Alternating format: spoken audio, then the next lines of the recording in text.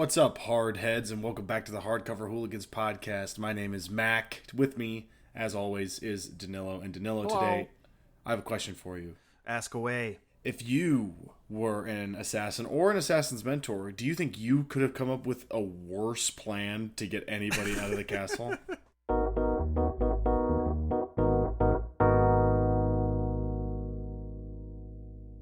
Because I sure can. You know, I think I probably would have done okay, you know. I think I could have done better than these chuckle fucks. Maybe because I'm not, blinded by weird loyalty. Yeah, true. I don't think every little thing ever could be treason. Lots of talk of treason. You can't say nothing. What the hell is this? Some kind of monarchy? What the hell's going on here? Yeah, we have the benefit of not being being in America. Where we're not brainwashed to think hell yeah. kings and queens are all that cool. Fuck yeah, land of the free, home of the brave, idiot.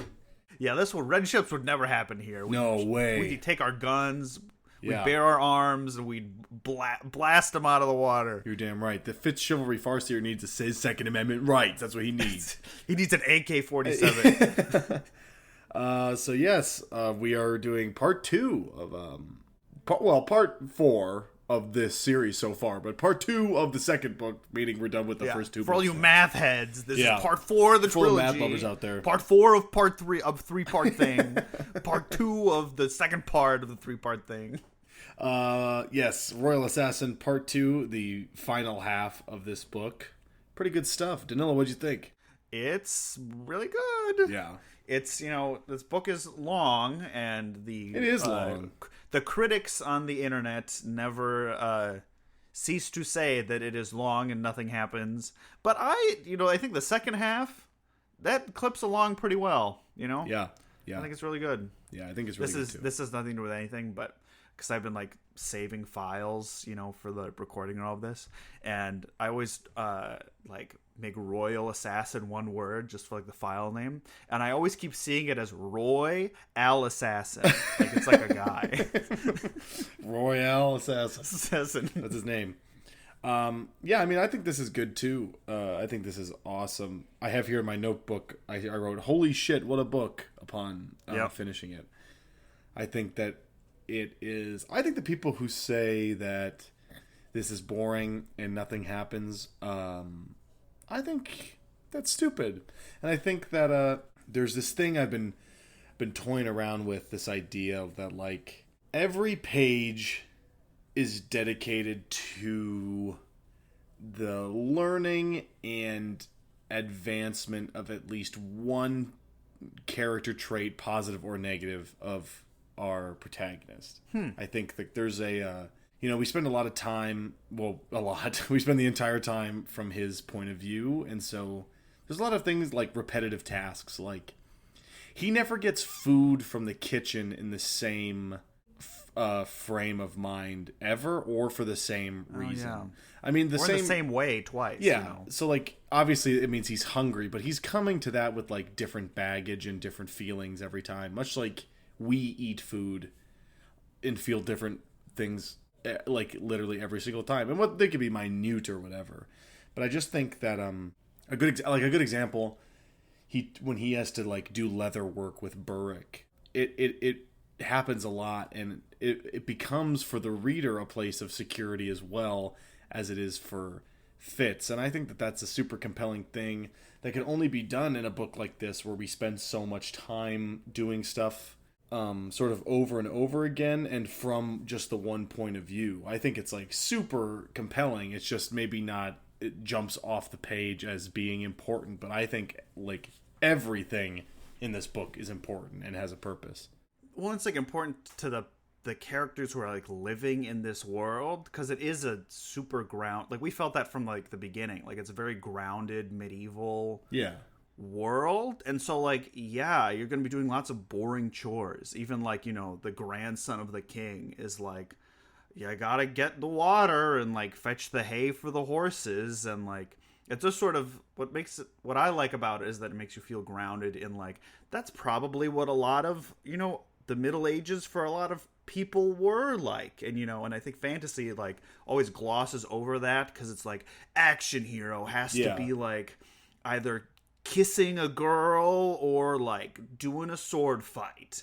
Not just like, I have these chores to do and all these people want me to do a lot of chores. But like through that and like through the daily life, we see this young boy become a young man, and like these relationships with all these people in his life change through like the comings and goings of the castle and daily life. And yeah, I totally get if like someone was reading this book and, we talked about how the title's not great. I don't know if he literally assassinates anyone in this book. Maybe like one person. Yeah. But it's more about the guy of who he is, not like what he does. Yeah, it's about him. Cool. I don't know. Yeah. Yeah. And it makes like the violence, pop out all that much more. Like there's this huge battle that happens at Neat Bay, and that is so. You're like, oh right, like some of this world is like not cool because all we see is like he's getting food and hanging out with his bros, which is like it's sort of like how violence happens in real life. Like you're sort of living your daily life, and all of a sudden it's like, oh my god, this horrible thing that is completely incongruent with your daily life is happening, or you're forced into it, or you're forced to act. Yeah, exactly.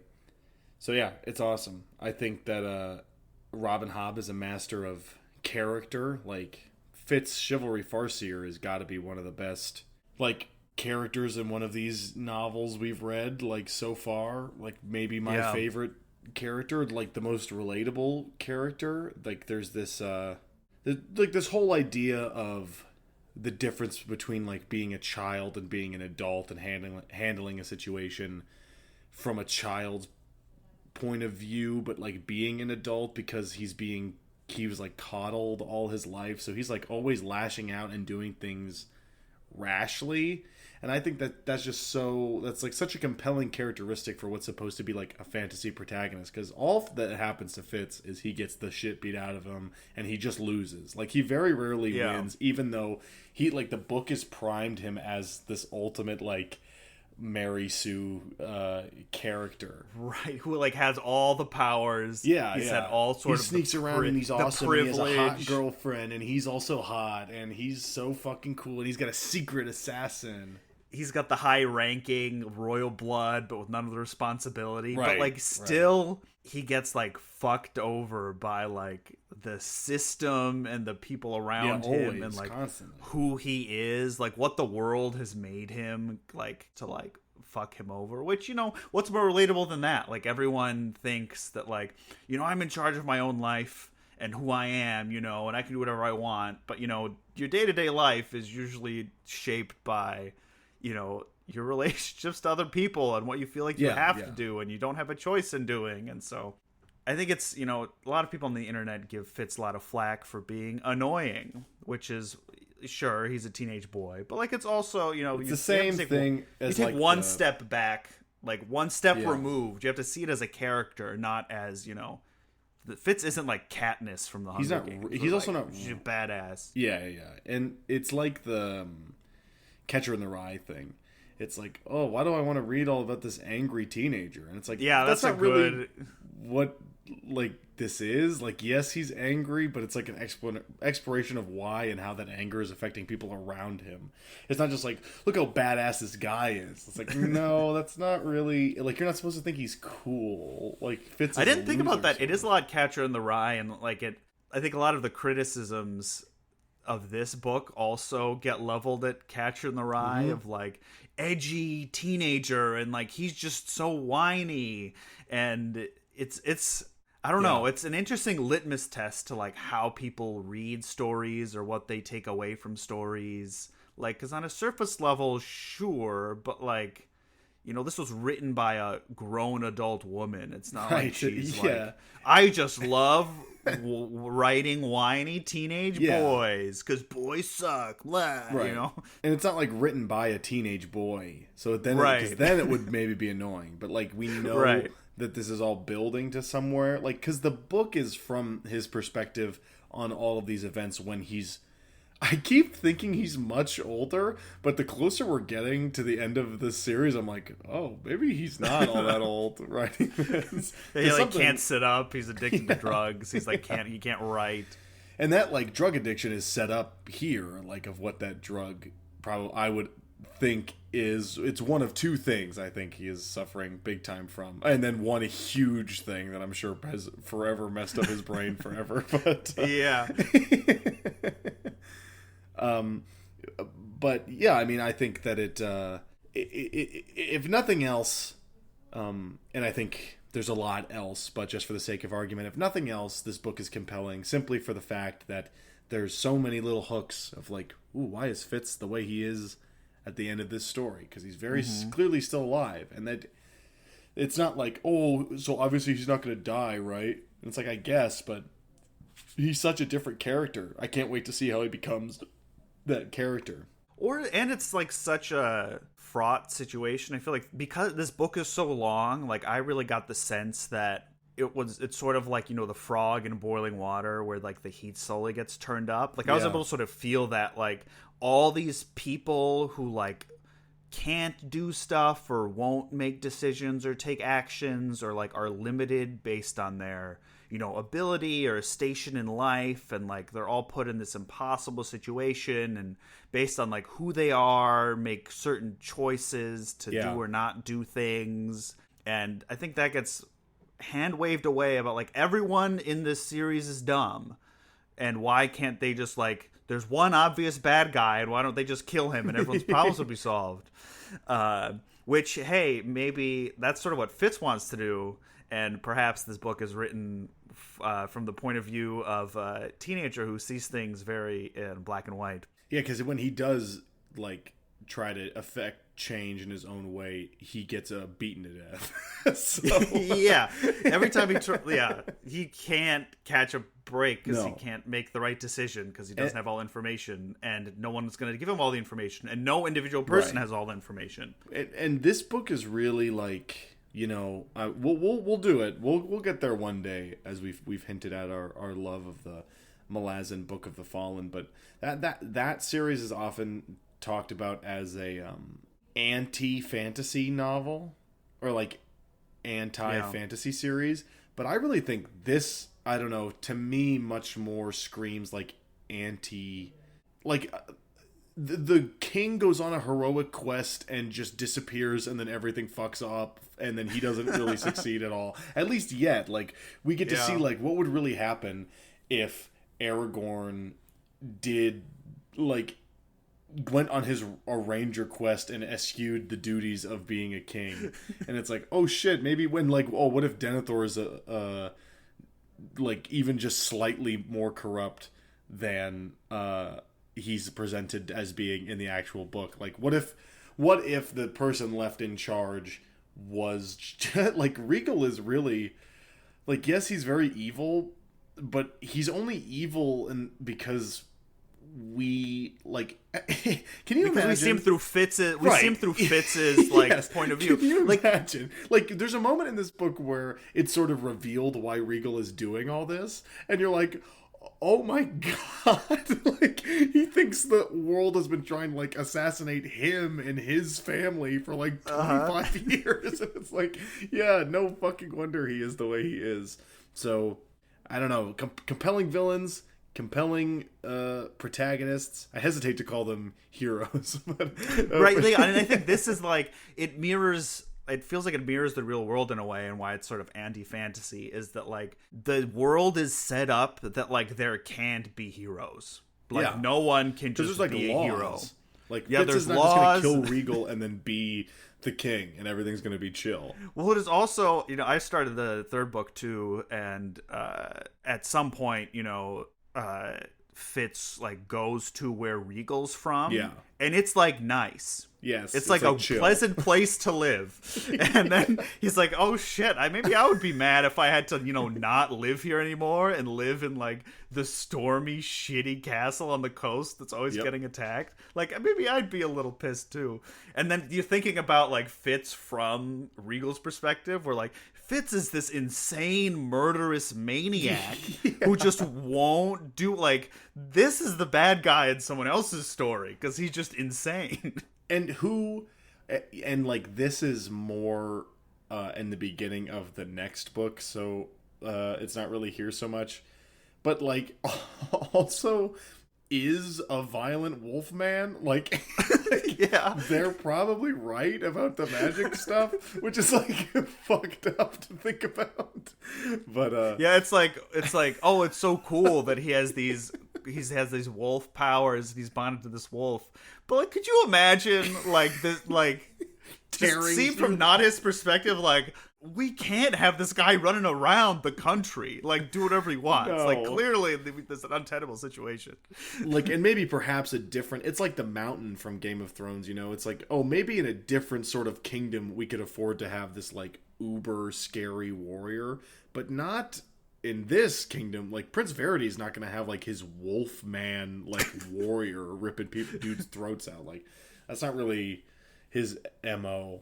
Well, going back to your point that like this feels a lot like anti-fantasy, and I think it's sort of set up from like what we said in book 1, where like it really leans into like the tropes and the trappings and like the outer facade of fantasy, maybe even more so than Malazan. Yeah, and really then subverts it, which is probably why people have such strong reactions I think to it, because like it is Prince Regal is bad and the young boy has all the powers, like it's all that, but it's all it's all flipped around. And maybe this is a good way to get into it, because I was talking to my my wife about this, and I mentioned Lady Patience. And she was like, what? Like, that's her name? And I'm like, yeah, but that's not her real name. They sort of named her that because she's sort of like a freakazoid maniac, and they wanted her to, like, chill out, so they named her Lady Patience. And she was like, oh, that's sort of interesting. And I was like, yeah. It is interesting. Like, that's... So, I want to talk about Lady Patience a lot, and this is how we'll start, I think. Well, and we could talk... And talking about, like, the names... Yeah. It'll be interesting at the end of this trilogy to see, like... really reflect on the names that these people were given once we like have their whole story. It's also, I think, bold. Like, this is Robin Hobb's like first trilogy in this universe. From what I've heard, the next trilogy, like Live Ship Traders, is more of like a standard actiony, faster moving fantasy books, which is like, it's really bold to do like I'm gonna sort of do an anti-fantasy single point of view intense character study for 2,000 pages. It's like my debut trilogy awesome. In this world. Shouts it's great out. So Lady Patience is so I guess, should we say spoilers? Should we spoilers for the spoilers second half of the book from now on? Because she her character to me is so interesting. We learn we learn one huge thing about her. I was gonna say two, but we sort of already know the second one because of how she treats Fitz. It's that she loves Fitz, like loves him like a son, and that is super compelling and interesting, especially considering the state like how Fitz was born, and how she treats him. Like, she sort of treats him as like a sort of distant acquaintance, but you can tell she like really cares about him. And we sort of learn why that's happening, because we also learn that Burrick was in love with the Lady Patience before she was Lady Patience, and that was crazy to me. They two of them were in love. I was like, what? That was what a fantastic like reveal, playing your cards close to the chest. And it's all set up because I know last time we talked about where like Lady Patience told Fitz, hey, you can't put 2 saddles on 1 horse. Yep. And then Fitz tells Burrick that, and Burrick's like, wait, you said that? Yeah. And then that was what Burrick had told Lady Patience when Burrick rejected her, and like, you have to be with chivalry, you can't be with me, because what's in it for me? I'm just like this stable guy. Yeah. And that's so good. Oh man, yeah, it's awesome, and it's so sad. And then that reflects Molly and Fitz's relationship. Oh my god. So we learned that partly because, like, yes, Fitz and Molly are not doing super awesome. They, unfortunately, in this section, it all comes to a head. Fitz is like, as we said in the last bit, he's on a boat and he's like killing dudes, and he's coming back and he's like getting fucked up at the bar with his boys. And he's not talking to Molly. He's being distant. And he's like, oh, it's actually to protect you, but it's really sort of because he cares more about the Farseers than her, and, can't admit that, whether or not he means it. He claims that, it's just because I made this promise, and I wish I didn't make this promise. But, is that really true? I don't know. Mm-hmm. And so they, unfortunately, separate. Fitz, there's a super interesting, it's not an unreliable narrator moment, but it's a really good, I really like this, where Fitz, only ever treats her like shit, and is, constantly lying to her. They break up. During the breakup, Fitz tells the truth about him being the assassin, and then Fitz recontextualizes it as, see, I was right. She'd never love an assassin. And it's like, no, it's because you were lying to her. It's not that. And it's that you're an assassin. That's right. Also part of it. It's both. Yeah.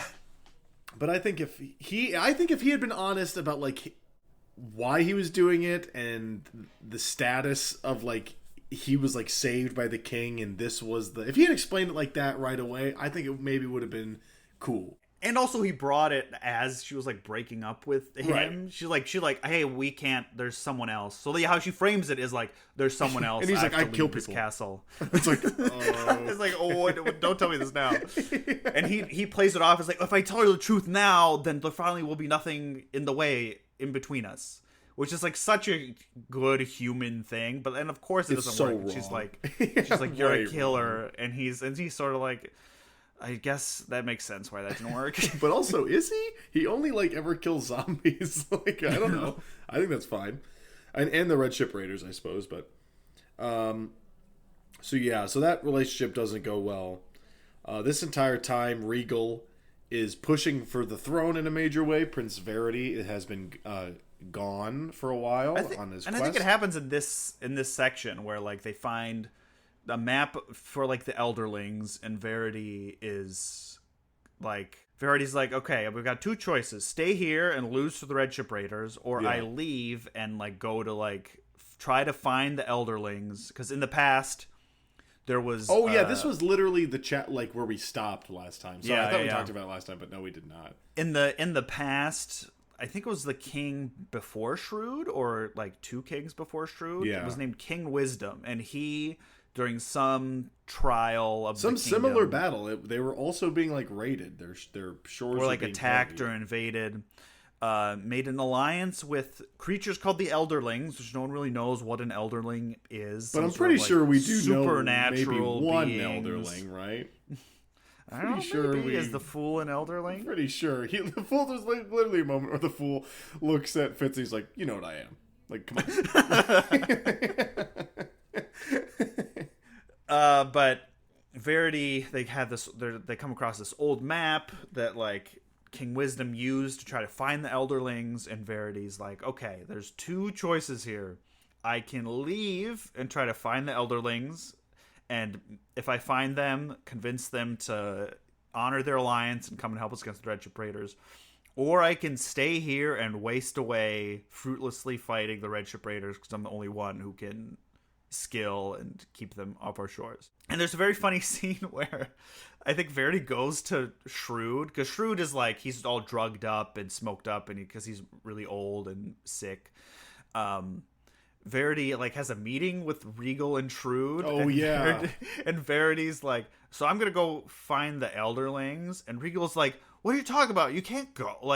This is gonna be a big mess. And Verity's I'm gonna be gone for months and I may not return. And Regal's well, maybe you should. You should. I think we should consider this, Shrewd. Hey, Dad, what do you think? It's so funny. He immediately flip flops. It's hilarious. And so Shrewd is sick.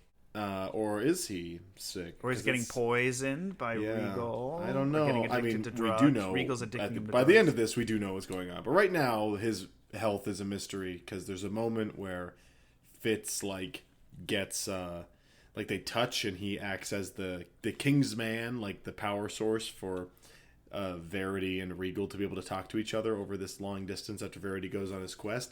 And Fitz glimpses normal King Shrewd deep inside him. Yeah. And he's pissed he's trapped in this body, and Fitz is oh, I guess he's sick. And Shade's well, of course he's sick, that's why I'm supplying him with all these drugs. And Fitz is you're the one who's drugging him? And it's there's more stuff going on here than you think. And there sure is. Oh boy. Yeah. Is there. So Verity leaves. Regal starts vying for power in a big way. Their like messages are coming, coming slowly and incorrectly from the other skill users who are supposed to be reporting on the red ships. Most notably, at first, at the Duke Bronde of Bayerns, he shows up and he's like, "Would you not get my emails?" And they're like, "No, we've not been getting your emails." And he's like, "Well, what the hell? Like, the raiders are fucking my shit up." And he's like waiting forever to talk to the king, but the king won't see him because the king's too sick and Regal's not going to do anything about it. So Lady Kettrikin and her assistant, who's always there and similar age that Fitz was when he was learning how to spy on everything and be a killer, and nobody thinks this is interesting. What was her name? Her name is Rosemary. Rosemary, that's right. She's like a little toddler, like an 8-year-old little kid. She's just a normal little girl. She's just She won't come up again. She's not crucial to everything bad that happens. No, that would be ridiculous. She's a little girl, Danilo. It'll be stupid. So, Lady Kettrikin. So I love. Holy shit! I love all the fucking characters in this book. I love Lady Kettrikin. There's this moment where she's like, "Hey, you seem pretty down in the dumps. How about we go eat in the cold, in the snow, like in the Queen's Tower?" And Fitz is like, "What is she out of her fucking mind? It's the middle of winter. It's like an exposed garden up there." And they go up there. And we learn that Lady Kettrikin gives Duke Bronde her like opal necklace, which is worth like, it doesn't actually say, but like a bajillion trillion dollars. Yeah. Yeah. And Duke Bronde like realizes like, oh my god, she's giving me this, the Queen's item in the Queen's garden. This is obviously not, on the level. So I'll just keep it to myself. And they like raise funds for an army, and Duke Bronde seems to be doing a lot better, like protecting his ships. It's still not like perfect, and we get like one of the history pages later that's like, actually it helped, but not as much as maybe Lady Kettrikin wanted it to help. But it was sort of more about the gesture, because it seemed like, Verity's gone, Shrewd is old and sort of sick and not all there, and Regal is also sort of like, hey, we don't have time to like send the ships up there, and sort of, it's implied, it's what's happening. Regal is like intercepting all these messages and like not acting on them, and just in the hopes of, collapsing all the coastal duchies and just leaving them to the red ship raiders. And so Burrick is one of the people that went with Verity, and like some months go by, or weeks. I get sort of vague on I don't know how long it really takes for any of this. I feel like it was maybe like 2 months, like I think weeks, so, maybe month and a half.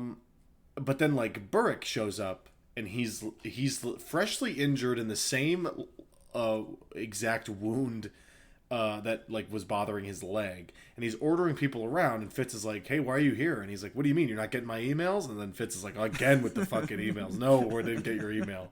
And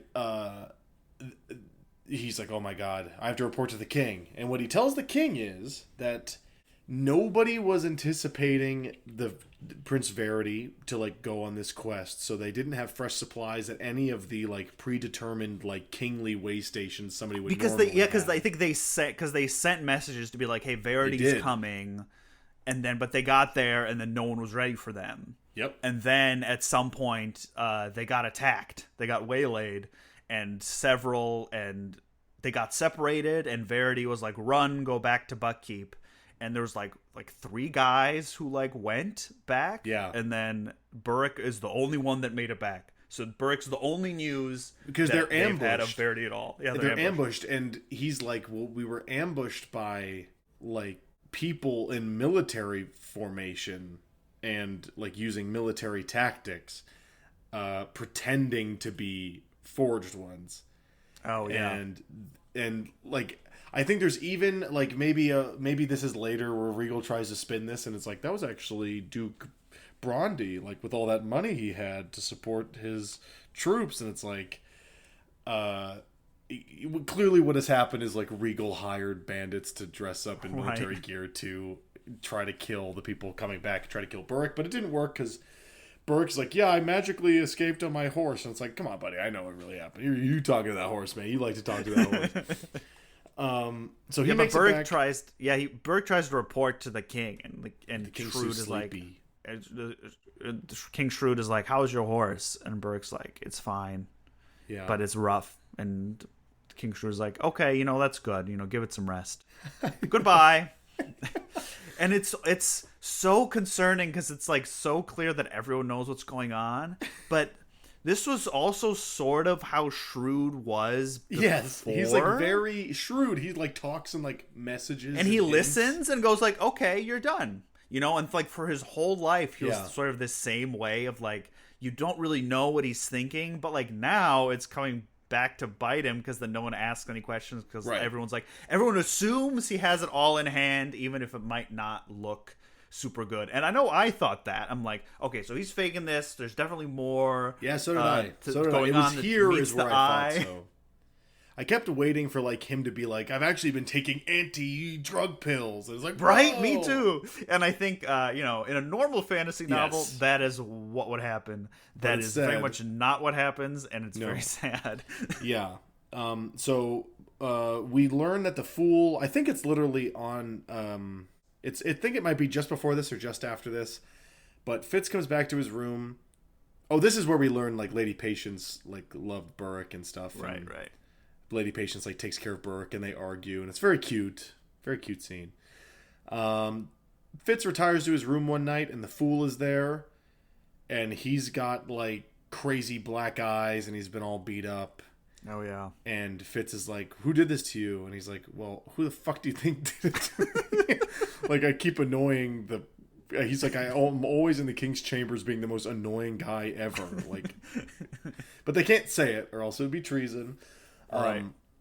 But they like literally put a bag on his head and beat him almost to death. And it happens like one or two more times in this section as he gets beaten up.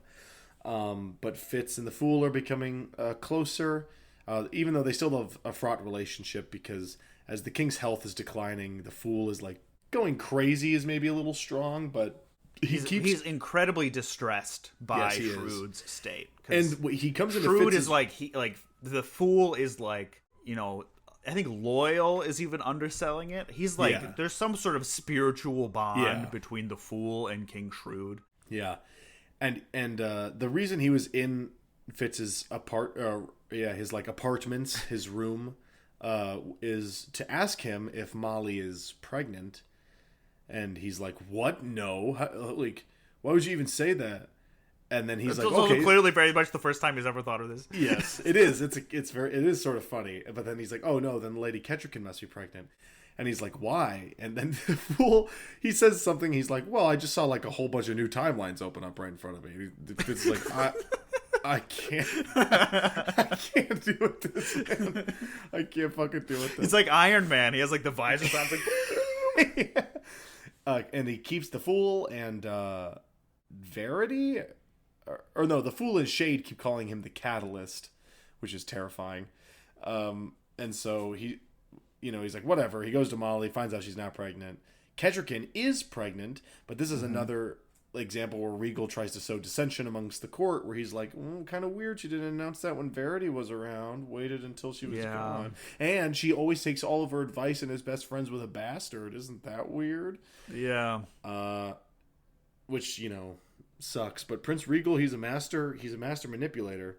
But they get word that there's Shade gets Fitz in his room, and he says to Fitz, hey, Nipe is under attack. You gotta go to the king and convince him to send people. And Fitz is like, what the hell? Like, how do you expect me to do that? And Fitz is like, I saw the pocked man scrying it in the water in my dream. The king will know what that means. And Fitz is like, the king who's like high all the time and like dying is going to know what that means.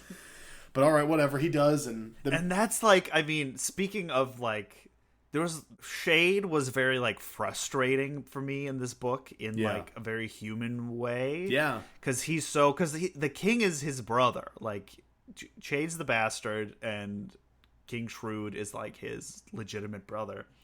And of all the people who are like so blindly loyal to him, like, no, it's okay. Shrewd has it all put together. Like that sort of like delusion in someone you have so much faith in, no matter their state, feels very human. It's also very frustrating to read, and like Fitz is also very frustrated on like, yes, he's like, yes, I know we're all loyal to the king, but come on, man, like you can't, you gotta do something here.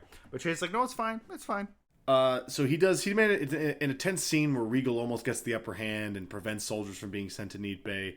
Fitz manages to convince the king that it's real, and soldiers go to Neat Bay. There's an awesome moment. It's set up a little earlier where Fitz is like... Ketchikan go too? It's like Burrick and Fitz and Ketchikan, and then you're like, oh, hey... And Rose Gold, the captain of her guard.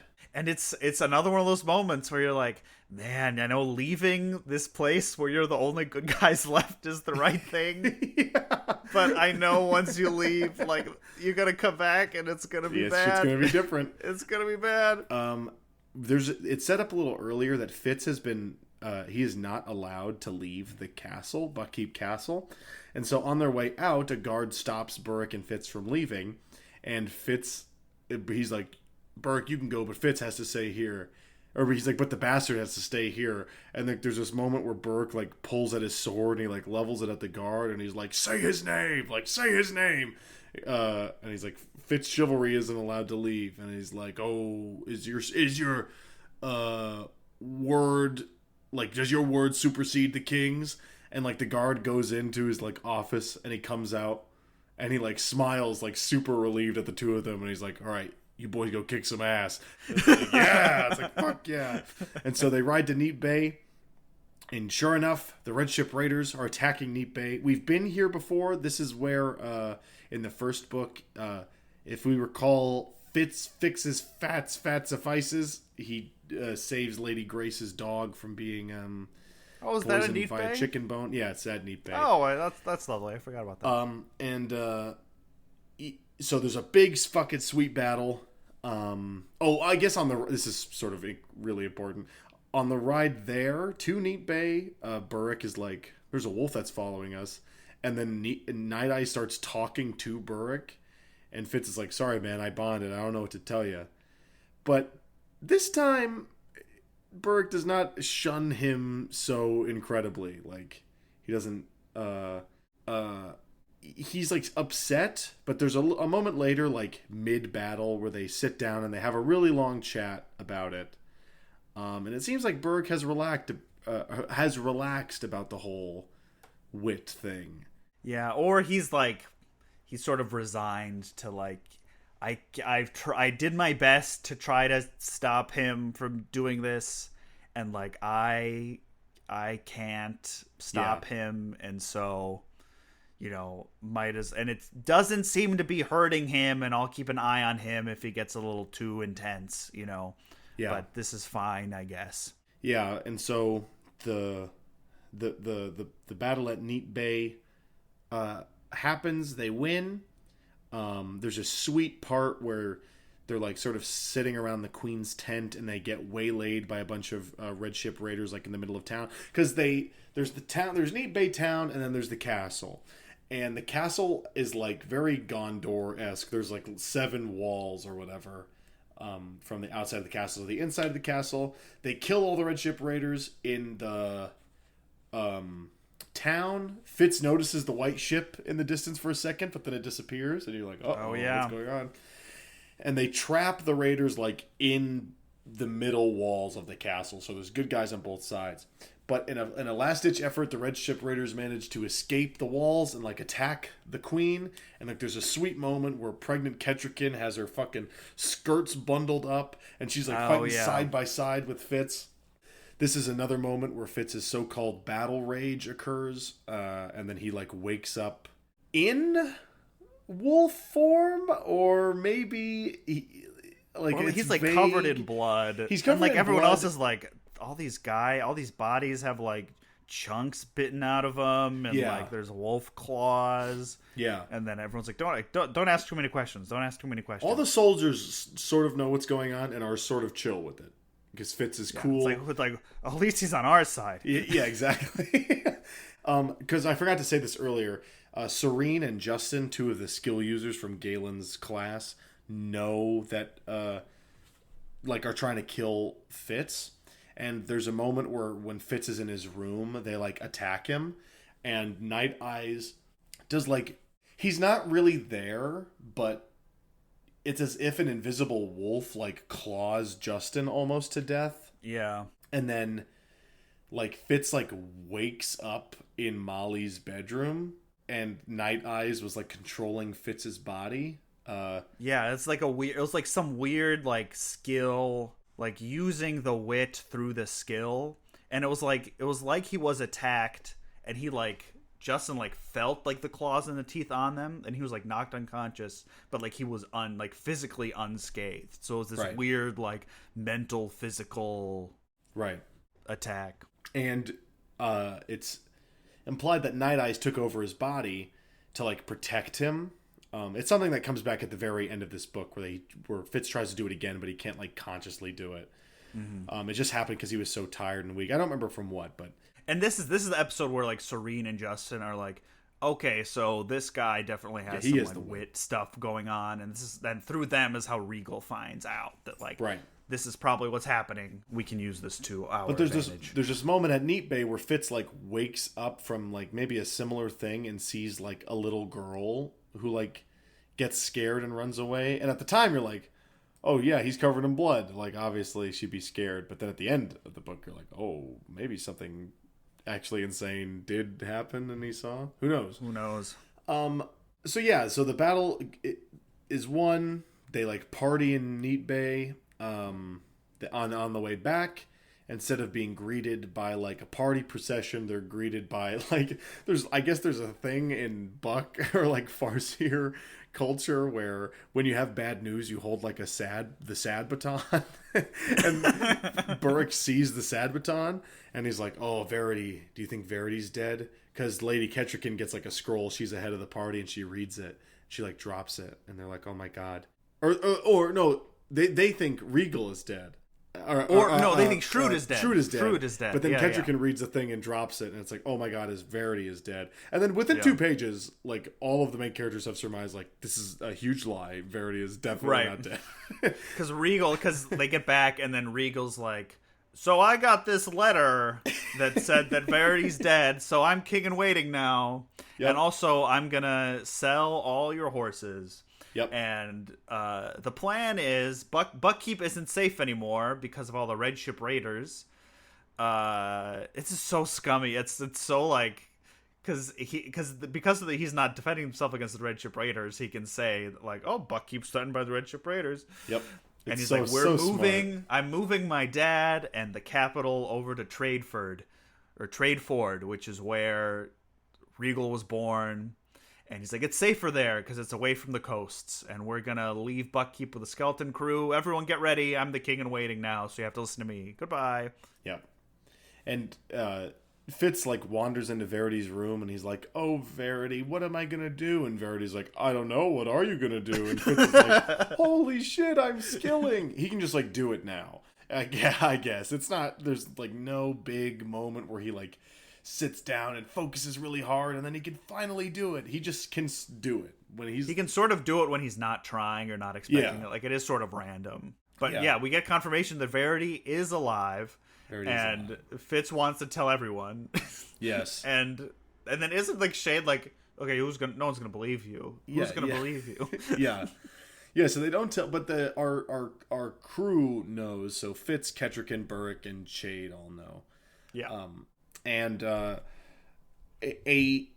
a plan here is devised where they're like, okay, like Buckkeep is almost literally being sold down the river to the Red Ship Raiders. Mm-hmm. Let's try to get the king out of here so he's not with Regal, and we can get the king and Lady Kettrikin to the Mountain Kingdom. Then we can figure this all out and have the king be safe. And so they hatch this plan. Danilo, do you want to talk about the plan? I think the plan... So this... I don't remember before this happens. There's an attempt made on Kettrikin's life that is played off as an accident. I think this is before, right? Yeah. She, like, slips on some stairs going up and down a tower, and, like, The baby's okay, thank goodness, but she's a little battered and bruised. Is this also... There's two plans. There's one plan to convince, like, the fool to be able to come with, and then the second plan is the one, like, there's the one plan where they're, like, going to put chicken's blood and fake a miscarriage, and that's to make sure that the fool gets to be able to come with, like, talk to the king and make sure that the fool is allowed to come with. And then the second plan is the one to get King Shrewd out of the castle to begin with. Which is what they're just gonna like set up horses outside and then like escape. They just need to get during the coronation. Regal's like king in waiting like coronation ceremony or whatever. Yeah, they need to get King Shrewd and Lady Kettricken and Burrick and the Fool on horses and on their way to the Mountain Kingdom. During this plan, everything is going swell. Lady Kettricken and King Shrewd are in King Shrewd's like room. Another thing that happens is, I think this is before, like for this coronation ceremony, like all the lords of the other coastal duchies. Oh yeah, this is arrive. I forgot about this. This is for like for Regal's like king in waiting thing, and everyone else, all the other like lords, like you know, Duke Bronte of Barons and everyone know what's up. No, Regal's totally fucking them over and everything. And at some point, like, one of them pulls Fitz aside and is like, okay. It's Duke Bronte, because his daughter's That's right. celerity. He's like, Fitz, we know you're a bastard, but we think you're cool. You clearly care about this kingdom more than Regal does. We'll pledge loyalty to Regal now, but as soon as he leaves, we'll, like, start a civil war and you'll be in charge of it. And Fitz is like, and he's like, what do you think about that? And Fitz is like, I'm pretty down for that. What's so compelling he has a good sense of being like, I don't know if this is a good idea. Yeah. But he still sort of says, he doesn't say no. Well, he says he'll do it, but what makes it so compelling is when he starts talking, he's gonna say no and let him down easy. But like there's a moment where he's like, and then I felt like myself emerge, and then he says like, no, I agree, we'll do it. And he's like, I didn't expect to say that, and it sort of felt like treason. And then there's sort of like almost a funny hard cut to him in Chade's room, and Chade's like, you did what? Yeah. He's like, you know, if anyone finds out about this, that you're fucked, because Chade is probably a little bit too sensitive to the old T word, that big treason. Yeah. Probably more than any other character. Which, you know, interesting character flaw. Yeah. Which is like, I don't know what Shade thinks is like. He thinks like, this is fine, it'll all be fine. Shrewd will pull it all together, but he does not. So the king. So yes. So after that, they like go Kettricken and they get into Shrewd's room to like take him and Kettricken out. And do you want to explain what happens here? Yeah. So the king. He reneges on the deal, and he says, actually, I think I'm going to die tonight. And everyone's like, okay, no, just be quiet, old man. And he's like, no, I'm being serious. Remember, I said you have to do whatever I tell you to do. I'm the king. And Fitz is like, all right, we'll do what the king wants to do. And he wants to say goodbye to Verity, and I'll be like the conduit between them. And then it'll probably be too much, and the king will die. And so they do it. And in that moment, Fitz realizes that the king is not sick. He's been being skill drained by Justin and Serene. I think he actually is. Part of it is that he is sick. Are you sure? I'm pretty sure the whole thing is that he's being drained slowly, and it's making him appear to be sick. And they don't know that because Chade is not magically inclined, so he can't figure that out. I thought it was like a real... I thought it was Chade's thing... is like he's giving the drugs to the king because the king is like actually sick, like has cancer. I think it's just cancer. But then the other part of it is that Will and Serene are also draining him. Are you all the above? I think it's. I don't think he is. Let's look this up. Let's figure it out. Boo on the wiki. Careful of spoilers. Maybe you're right. Just that is what is causing him to be ill. Yeah. I thought he actually like was sick, and no, because that's also what caused Fitz when he went into like when he skilled for the first time in the other book to think that King Shrewd had been all burned out of skill. That wasn't true. He was just already being drained by them at that point. and especially by Will, because Will has like ultra skill magic where he's like undetectable. Okay, it looks like this Reddit comment also thinks Mythe, like, he's already not doing well, and they just make it worse. Either way, he probably would have been fined. Yeah. Wait, this person says, I always imagined the Trude had some sort of wasting disease, cancer, but Galen wasn't skilled enough to heal it. It seems like people think both things. Yeah, I don't know if... Yeah, I'm not sure it actually totally... Either way, Spark Notes, he probably would have been better if he wasn't being constantly magically drained by two people. Yes. Yeah, and so in that moment, his final life force is drained by Justin and Serene, and the king dies. Fitz urges Kettrikin and the Fool to just leave, but not before Wallace sees what is going on and hears the Fool shouting that Fitz killed the king. Mm-hmm. And Fitz, he says it's like a bubble popping. Yeah, that keeps getting repeated. His life going. It's so good. He was just there, and then I think about that all the time. Yeah, he was there, and then he just wasn't. Wallace, King Shrewd's attendant, turns around and he sees the pocked man in the doorway. And he starts freaking out. And Wallace is so funny. He's like, the Grim Reaper is here. But it's just Chade, of course. And Chade comes up and he's like, what's happened? What's going on? Because Chade, this is just a funny detail. He's been like pranking the entire castle to make it seem as if King Regal or Prince Regal's coronation is like doomed to fail. He's like turning the flames different colors. In the courtyard. The milk is curdled. The flames are turning different colors. There's even a moment where like he mistimes the flames, and there's like a moment like he already gets crowned and has like already started his speech, and then the flames like sputter on, and Fitz remarks like, "Well, could have timed that a little better, but that's okay."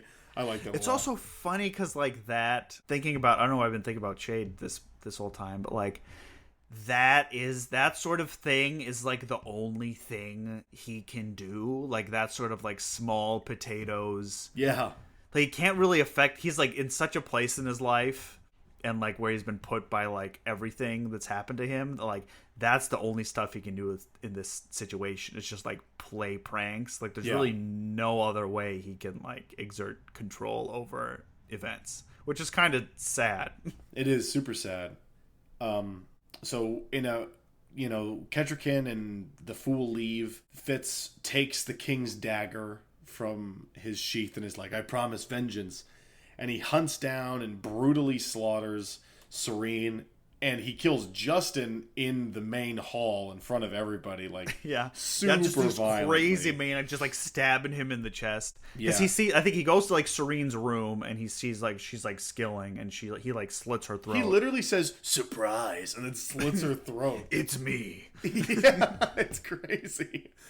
Throughout this whole section, this is one of Fitz's maybe addictions that has rattled him. He's getting addicted to this drug elf bark, which like helps all of his headaches and seizures, especially post skilling.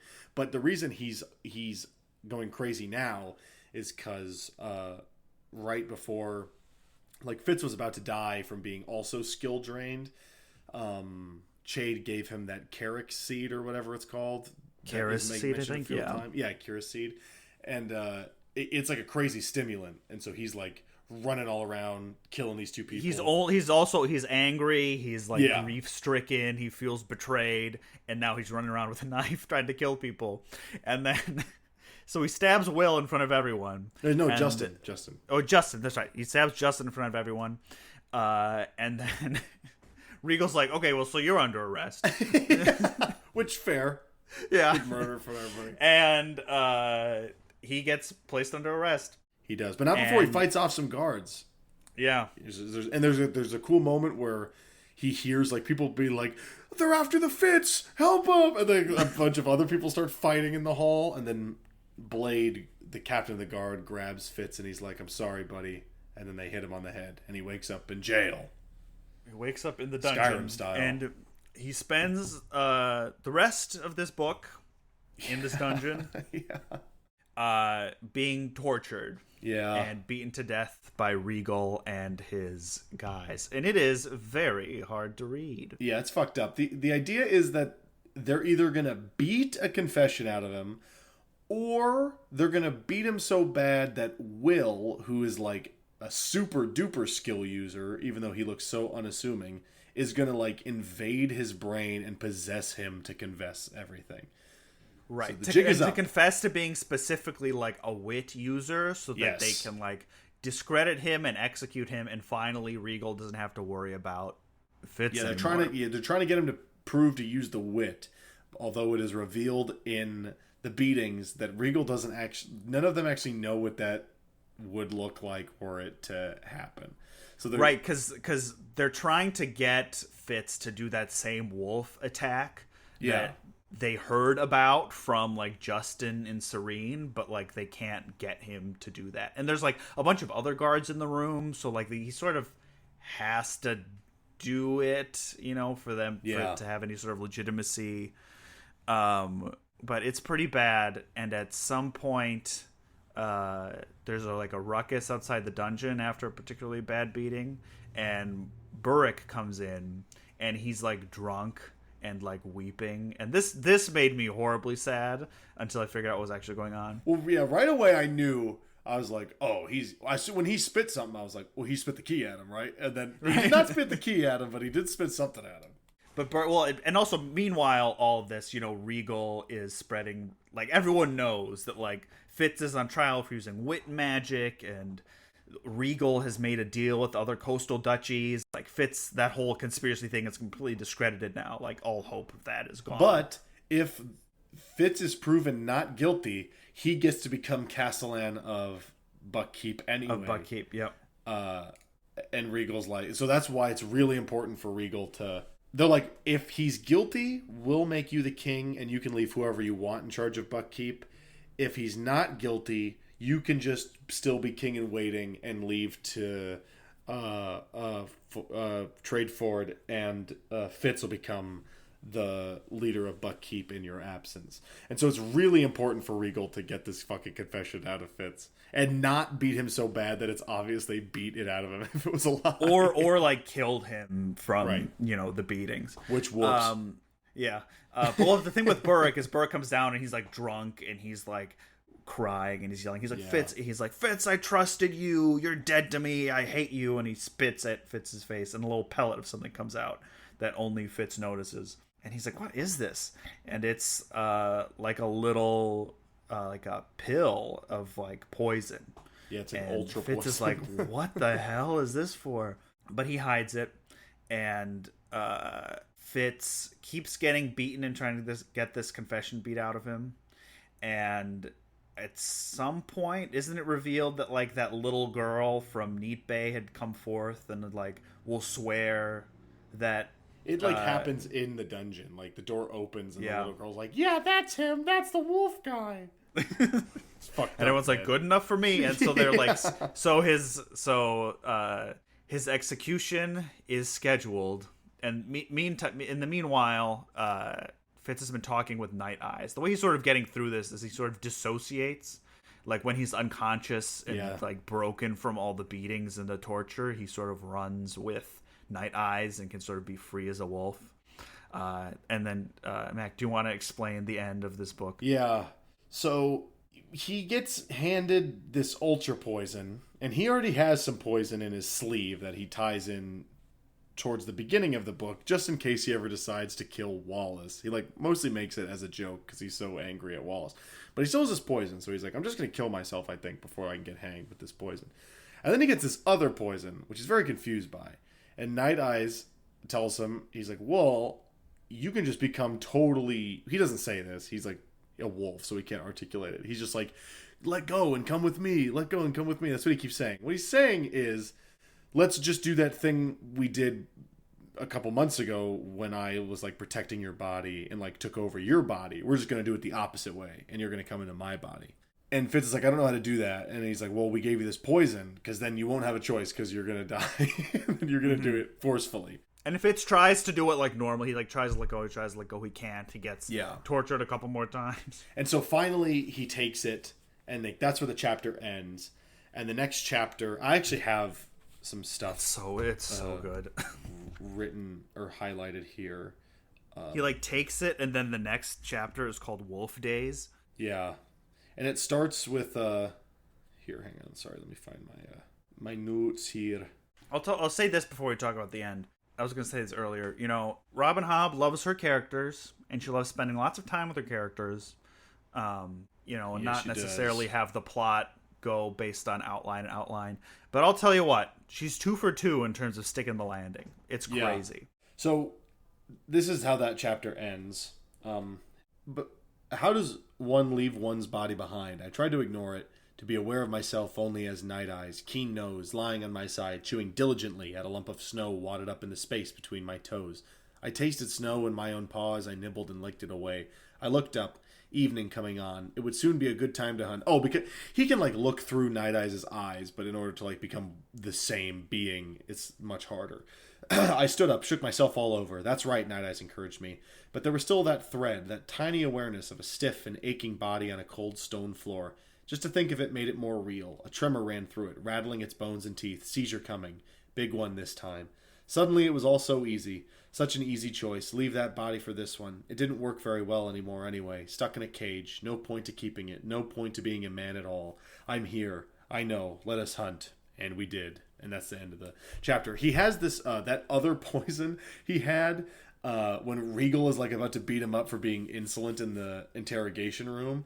He tries to, like, pocket sand the poison into Regal's He tries to pull mouth. a Duke Leto Atreides on him. Yes, he does.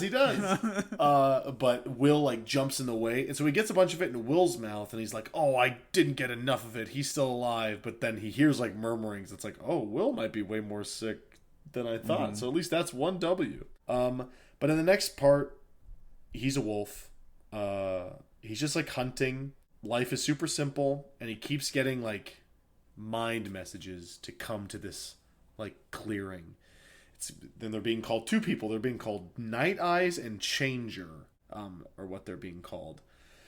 And so they show up to the clearing, and there's 2 men. There's one, like, in a big hole holding something, and he's calling the wolf down. And he puts the man, it's Burrick, he puts his hand on the wolf's head, and he's holding Fitz's body in the other. And, like, this magical rejoining happens. And this, I have this highlighted too. I'm going to read this as well, because this is the last bit before the epilogue. I do not have a memory of that frozen graveyard that is my own. I have a sort of dream. I was wretchedly cold, stiff, and the raw taste of brandy burned, not just in my mouth, but all through me. Burrick and Shade would not leave me alone. They didn't care how much they were hurting me. They just kept on rubbing my hands and feet, careless of the old bruises, the scabs on my arms. And every time I closed my eyes, Burrick would seize me and shake me like a rag. Stay with me, Fitz, he kept saying. Stay with me, stay with me. Come on, boy, you're not dead, you're not dead. Then suddenly he hugged me to him, his bearded face bristling against mine and his hot tears falling on my face. He rocked me back and forth, sitting in the snow at the edge of my grave. You're not dead, son. You're not dead. And that's how the main bit ends. I don't know. This is not in the book. So on good. The Kindle version, there's pictures. So that is a drawing of the final scene of Burrick holding Fitz at the edge of his grave. And then we get a epilogue. I just have to say, that's such an incredible and, like, I would never in a million years say that that's how this book ended. And also it's, like, so perfect and, like, emotional and like, beautiful and like scary, and also like you're like, oh, he's alive, but also like, oh my god, he's alive. Like, he can't, this poor bastard can't catch die. a fucking break. And it also makes, we'll talk about this, the beginning of the next book way sadder. Oh, I know. Because you also think, you're like, oh my god, he's alive and Burrick loves him, and like are people who care about him, but also like maybe he should just be a wolf. Like, he's sort of like escaped it all. And then the beginning of the next book, when he's like trying to be a human again, is like really hard to read. Yes. Oh man. So Burrick, the epilogue is, again, it's present tense. It's Fitz, like, where he's writing this story, and he's like, believe it or not, Burrick assumed that would work because of a story his grandma told him one time. Isn't that insane? And there's this whole thing. Listen, if you're not going to read any of this, I would just Google Royal Assassin Epilogue and read this. This is so fucking good. The last bit, this book has an all-timer last line. Like, this is, I am going to read this again. This is the last thing I've highlighted here. The very last paragraph. Yet even now when the pain presses most heavily and none of the herbs can turn its deep ache, when I consider the body that entraps my spirit, I recall my days as a wolf and know them not as a few, but as a season of living. There is a comfort in their recalling as well as a temptation. Come, hunt with me, the invitation whispers in my heart. Leave the pain behind and let your life be your own again. There is a place where all time is now, and the choices are simple and always your own. Wolves have no kings. Crazy. Banger. So good. 10 out of 10. Banger. 10 out of 10. Oh my And then Lord. and that brings back all the stuff that, like, you know, when people say nothing happens in this book, or like, I don't know, it's like that's so much like what this book is about. We talked about this last time, like the connections we have to other people and how like we can't stop ourselves from going back even though we know that that's not what is good for us. Like, Fitz should have just been a wolf, but like he can't. And just like at the beginning of this book, he was like, you know, and then the last book fucked me up, but this time I'm going to stay in the Mountain Kingdom. I'm going to journey. And then he sees Molly and goes right back. And then this is what happens. He literally dies, and still he comes back and continues on his like human quest. Yeah, Damn. There's this like, the animals live in the now and the humans live throughout time, meaning they are products of their past that influence the people they'll be in the future. And there's this really compelling argument against the idea of living in the moment. And that is like such an interesting take, like about, no, it is irresponsible to just live in the moment. It is responsible and human and safe and a beautiful thing we are given to be allowed to live at every moment in time. And that is like informs who we are and how we live our lives. And that is sort of never the argument you hear. Like, that's not the saying. The saying is, you know, live in the moment, man. Like, but that's so, I think it's, the book presents a pretty compelling argument for the latter, which is, you know, barring obsessing over it, you know, that's anxiety and depression, which Fitz also obviously has. And he, instead of engaging with that anxiety and depression, and obsessing about his future and the past, there's so many moments in this book where he's like, oh, I didn't think of, like, he makes a mistake and he's like, oh, I didn't think about that. I had other stuff to do. And it's like, that's not really dealing with anything. That's being like a boy. That's being like an animal, just living in the now. Yeah, like, what does this moment, what do I want to do in this moment? Like, I want to kill the people who did the bad thing. And then that directly leads to, like, I have to go talk to Molly right now. Dying. And yeah. He's constantly leading the spies to her door. Mm-hmm. The fact that he's like living in the moment doesn't allow him to see Rosemary, the spy for Prince Regal, right under his nose, even though she's doing the same exact stuff he was doing at the same exact age. And he didn't notice it because he was so full of piss and literally full of cum and piss and vinegar. Like, he just couldn't get past himself to see what was really going on. And that's what like Chade was trying to teach him this whole time. It's what Burrick's been trying to teach him this whole time. We'll get into it when we talk about the first half of the next book, but like, he is refusing to learn these lessons, and soon it will truly just be him and he will be forced to learn these lessons. Well, and he constantly wants to like be the one to call the shots, but that like hero. Also ruins his life. But also, like, anytime he is like loyal to other people, there's so many other people he's like loyal to and wants to do stuff that like also ruins his life, you know? Yeah. So it's hard because it's like break. Yeah, it's like, you know, you can be a wolf and live in the now and never have to worry about anything, but also have no like, you know, human connection, like that you don't have Molly, you know, but also you could be a human and then you have all these different strings pulling you in a billion different directions and you can't do anything right. And no matter what you put in impossible situations, you have to make a choice of what to do, and every answer is the wrong answer. And like, that's also part of it too. Like, it's, I don't know. It's so There's good. always going to be consequences. And all this stuff, like, I think all this stuff that we're taking away from it is, like, a little bit below the surface, you know, because it's underneath the, like, generic fantasy facade. And then underneath, like, the really limited point of view of this teenage boy, you have to sort of step back and, like, see the whole picture. Yeah, of like, this is what we were talking about at the beginning of this, where it's like, oh, he seems, like, whiny and brash. But, yes, the story is trying to get across this message of this argument about, you know, being a human is more complicated than just, like, the immediate gratification of, you know, justice, especially with, you know, killing Prince Regal. But justice and also, like, loyalty to, like, the king. Like, is it, like, Shade was probably too loyal to Shrewd, and it blocked him from being able to, like, do anything about it because he trusted that Shrewd had it all in the bag. He was playing 4D chess, but really he was just sick and then he died. There's this moment early on in the book where they're trying to figure out who the assassin is, and he says it might be Will because he's a skill user, and Shade is like, wow, a skill user assassin, how come King Shrew didn't think of that? And Fitz is like, well, I think maybe he did think of that. And Shade's like, oh. And it's like, that's how loyal he is that he didn't even realize that even as the king's tool, he is not, like, the perfect, like, weapon. Yeah.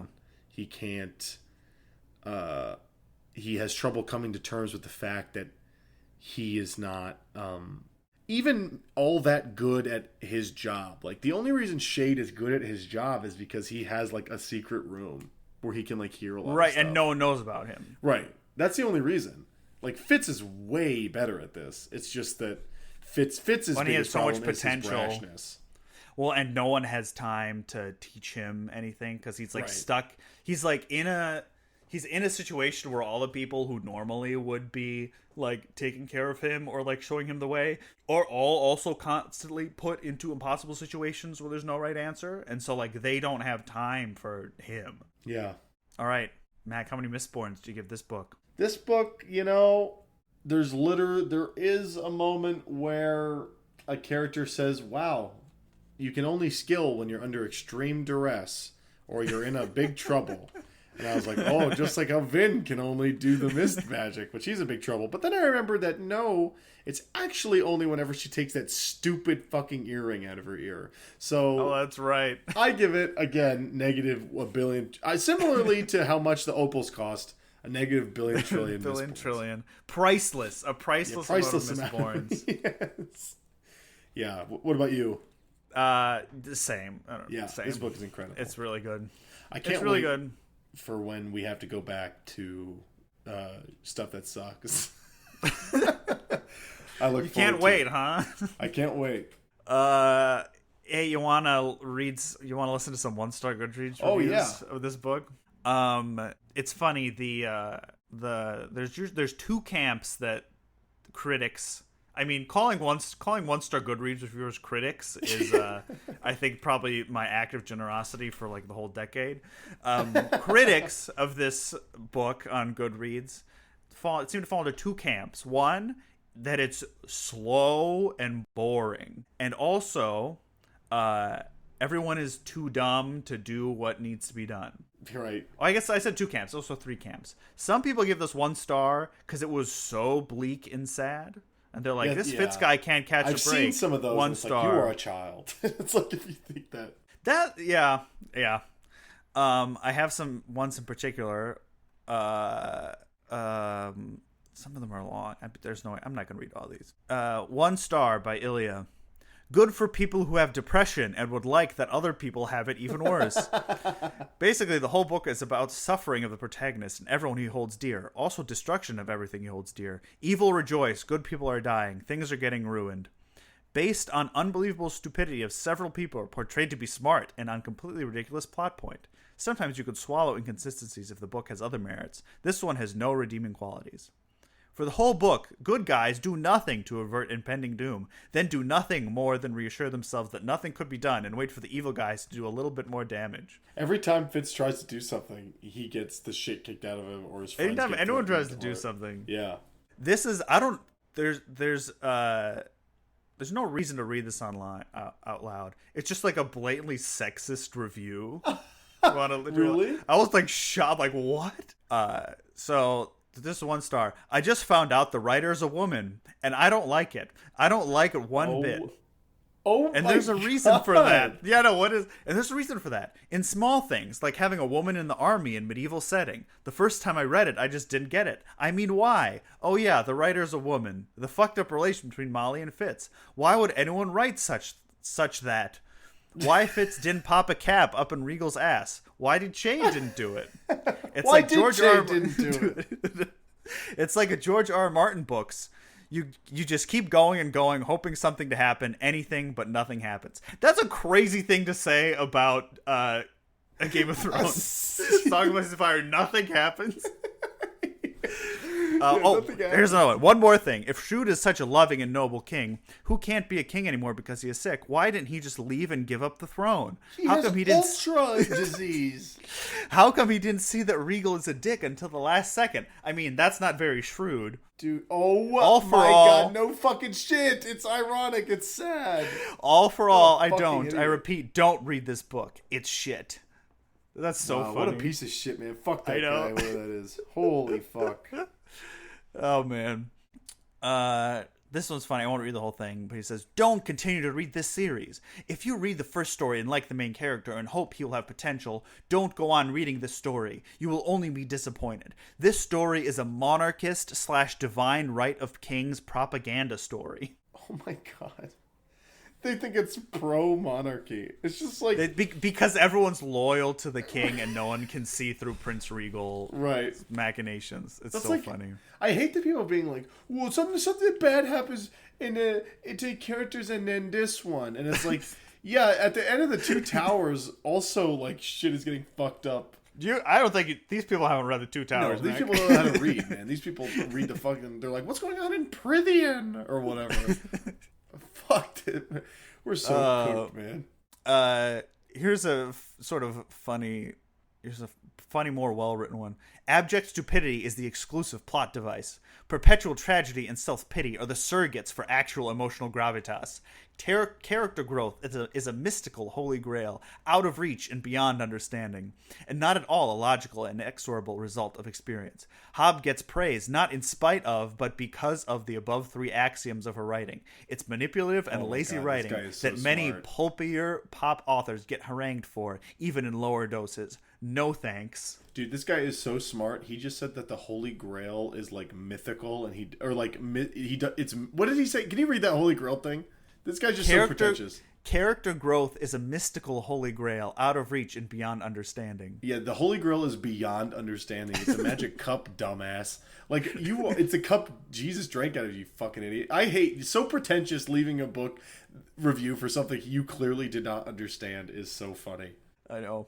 All right, so here's Matt, 1 star. 1%. Admittedly, DNFing at 81% complete. I just couldn't take it anymore. It was so slow, like waiting for 59 Christmases. Okay. Are you? I want to like. I want to like Robin Hobb's novels, but I just don't have the time or patience for such a slow-moving plot. Give me at least some action to keep my interest! ! Dude, what a baby. All right. This is from Rusty Wright. Ooh. So little story, so many words. I had to flog myself to keep reading it, but I finally and thankfully gave up and put it aside. Were you flogging yourself to finish this book? Yep. Yeah, I was flogging myself. I was beating myself up and giving and lightly touching the gray hair or the white hair where a scar currently is. All right, a couple more short ones. Ashley, DNF. It was a mistake to continue this series. You know they're going to win by the end of the third one, right? Like, what are you... it's not over. Chella, dumbass, sub-IQ 40 shit. An assassin, a paid serial killer, cannot be a hero. Names for morons. Bad Royal Prince equals Prince Regal. Good Royal, Prince Verity, parentheses truth. In between equals King Shrewd. Is he in between? I don't know. Shrewd one. I don't know. This is a 1-star review by Lordas. No, not Lordas. Short summary. We know who is villain. We do nothing. Villain wins. We run away. That's true. I mean, that is That's true. That is what happens. That one is not wrong. You're not wrong, Lordas. And my favorite one, Adam Garrett, 1 star, royal ass. Nice. Well done, Garrett. Wow. Yep. So those are all the people who don't like this book. What a journey we've been on. I know. And we got one more. We got one more book. I can't wait for it. Well, Danilo, do you have anything else to say? I don't. I'm excited to see where this book goes. I know we both said we started the third one. I'm also like, you said everyone's going to win at the end. I don't know. I'm also like, maybe Verity doesn't come back and the Red Players take everything over. I meant more as I'm like Regal is not going to survive. I don't know if Fitz. Yeah, I mean we know like Fitz is. Well, somewhere. then why do I keep reading if I know Fitz is going to survive? Even though I know there's like 2 more trilogies with Fitz and the Fools. Yeah, one's literally called Fitz and the Fool. Yeah, that's like literally the name of 4 books. It'd be cool if those are written in present tense point of view if they're happening. Oh, interesting. Currently. That'd be cool. But yeah, if you liked this and if you have similar tastes like us, please leave us a nice review on your podcast platform of choice. We love the Apple Podcast one, though, so please do it there. You can send us an email at hardcoverhooligans@gmail.com. Also follow us on Instagram at hardcoverhooligans. You can also listen to this podcast on YouTube. I don't know how many people do that, but you can. There's dozens of them. I checked our views today. Yes. Oh, nice. That's awesome. So yeah, thanks everybody for listening. I don't know how we're going to split it up, but we usually just do pretty even keel right down the middle. So if you're reading along, 2 weeks from now, which this will come out on the 23rd. So on October 7th, we'll have, Assassin's Quest is what it's called. Assassin's Quest. Worst title so far, unfortunately. Assassin's Quest sucks. They sort of keep getting worse. They do. Assassin's Apprentice. Yeah, I don't know. Yes, October 7th we'll be reading the first half of that book. I would just say if you're reading along, split it right down the middle. But if not, then who cares? And we will see you then. Stay hard, everybody. We will say goodbye today to Dr. Roy Al Assassin. Yes. And we meet Dr. Dr. Assassin's Quest. Dr. Assassin's Quest. I like that. Dr. Assassin's Quest. Bye, everybody. Is there something with Quest in it that we can... Quest Love? Quest Love? We love... Yeah, Fitz is going to be a drummer, right? Quest Love the drummer? I can't wait to get to the roots of the Assassin's Quest Love.